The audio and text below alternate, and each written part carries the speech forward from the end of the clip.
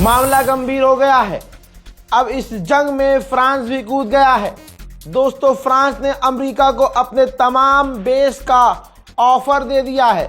किसी भी बेस से, फ्रांस के भी बेस से अब अमेरिका और इजराइल ईरान पर हमला कर सकते हैं।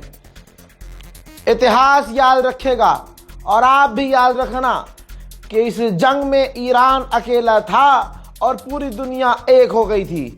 इस जंग में अकेले ईरान ने अमेरिका और यूरोप को बजाया था कि फिर अमेरिका ने बच के पिट के लोगों से मदद मांगी थी। फ्रांस भी अमेरिका का साथ देने के लिए जंग में कूदने को तैयार है। फिलहाल आधिकारिक तौर पे जो फ्रांस के बेस हैं सबको ऑर्डर दे दिया गया है कि अगर अमेरिका का कोई भी फाइटर जेट आए तो आप उसे आने देंगे। अपना मिलिट्री बेस, अपना एयर बेस पूरी तरह से ईरान के खिलाफ अमेरिका को इस्तेमाल करने देंगे। दोस्तों, उधर ईरान ने आधिकारिक तौर पर मना कर दिया है कि हम इधर उधर हमला नहीं कर रहे हैं। ये काम इजराइल का हो सकता है। इजराइल भड़काकर सबको लड़वाना चाहता है। हमने तुर्की और अजरबैजान पर हमला नहीं किया है। We are not targeting our neighboring countries, you know. For this incident, I have heard about it from you. I should investigate it, what the source of information and the nature of the information is, and I can comment later on. Thank you very much, Deputy But Prime by the Minister. way, this is not the policy of the Islamic Republic of Iran, actually to attack or to target the neighboring countries. उधर Iraq के करीब एक tanker भी hit हुआ है, जिससे वो tanker पूरी तरह से डैमेज हो गया है। लीजिए एक और तस्वीर दिखाना चाहता हूं कतर की राजधानी दोहा। ये देखिए, दोहा में अमेरिकी बेस से धुआं निकल रहा है। ईरान लगातार अरब में जहां जहां अमेरिकी मिलिट्री बेस है हमलावर है। उधर यूएई ने उल्टा जानकारी दी है कि हमने ईरान की 6 बैलिस्टिक मिसाइल और 125 से 26 ड्रोन्स को रोक लिया है। लीजिए, डोनाल्ड ट्रंप की असलियत आ गई है सामने। वैसे तो पहले ही आ गई थी। डोनाल्ड ट्रंप अब कुर्दिश लोगों से रिक्वेस्ट नहीं कर रहा है, उनको धमकी दे रहा है। डोनाल्ड ट्रंप ने कुर्द से कहा है कि अब तुम्हें चूज करना होगा, इजराइल, अमेरिका या ईरान, और हमारा साथ देना होगा। बस तुम करो ये कि ईरान पर हमला करो, ईरान के इलाकों पर कब्जा करो और हम तुम्हें कवर देंगे। यानी अगर तुम पर हमला होगा तो हम रोकेंगे और तुम्हें खुली छूट रहेगी, तुम ईरान में जो मर्जी करो। आज दुनिया में जो भी देश, कोई भी सूअर की नस्ल, कोई भी पड़ोसी की औलाद अमेरिका का साथ देती हुई नजर आ जाए, कोई भी शख्स अमेरिका का साथ देता हुआ नजर आ जाए, समझ जाना वो इंसान का बच्चा नहीं है, शैतान से पैदा हुआ है। शैतान की गंदी औलाद है दोस्तों, और शैतान की गंदी औलाद भारत में बहुत सारी है। आप समझ रहे हैं? तो याद रखना, जो भी आज अमेरिका का साथ देगा, कल अमेरिका नंबर तुम्हारा भी लगाएगा। लीजिए बड़ा ऐलान एक और सुनिए। फ्रांस और इटली दोनों ही अपने युद्धपोत साइप्रस भेजेंगे ईरान के खिलाफ। अमेरिका ने आतंकवादी संगठन कुर्द से मदद मांग ली। अमेरिका ने फ्रांस से मदद मांग ली।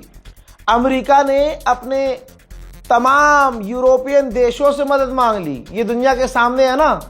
लेकिन उधर एक अकेला जो हैदर का लाल है, उधर एक अकेला जो करबला वाला है हजरात, उसने अभी तक किसी से मदद नहीं मांगी। यहां तक कि उसका दोस्त रशिया का स्टेटमेंट आया है कि ईरान ने अभी रूस से, हमसे कोई मदद नहीं मांगी है। ईरान का जो मिसाइल बेस है करमनशाह में, वो अमेरिका के हमलों से डैमेज हो गया है। नेटो के चीफ ने कहा कि यूरोप के बिना ईरान के अंदर अमेरिका को बहुत प्रॉब्लम होती। इसका मतलब नेटो का चीफ ये कह रहा है कि पूरा यूरोप अमेरिका के साथ है और इस जंग में यूरोप अमेरिका का साथ दे रहा है।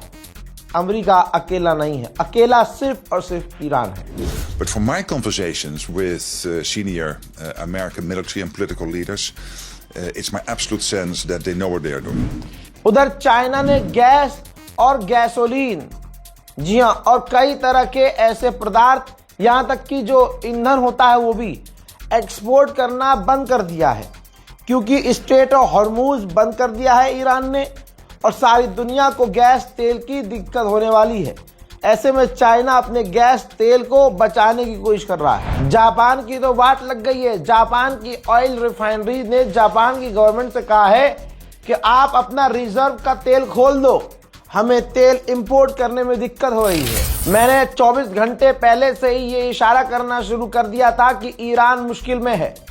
ईरान का बहुत बड़ा stadium, national stadium, America Israel ने हमला करके तबाह बर्बाद कर दिया है।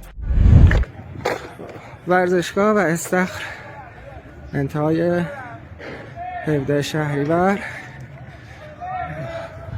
هدف حمله 3 موشک قرار گرفت. متأسفانه تعدادی از هموطنان شهید شدند. सेंटॉम ने वीडियो जारी किया है कि ईरान के खिलाफ, ये देखिए, ध्यान से देख लीजिए, अमेरिका जो सबसे एडवांस है, अमेरिका के पास जो हथियार सबसे एडवांस हैं, उन तमाम एडवांस से एडवांस जहाज़ों और एडवांस से एडवांस उनमें लगी हुई मिसाइलों का इस्तेमाल कर रहा है अमेरिका। सेंटॉम ने ये वीडियो जारी किया है जिसमें आप देख सकते हैं कि ईरान पर हमला करने के लिए अमेरिका अपनी मैक्सिमम पावर यूज कर रहा है। मैंने पहले ही कहा है, ईरान को गाजा बनाने की तैयारी है।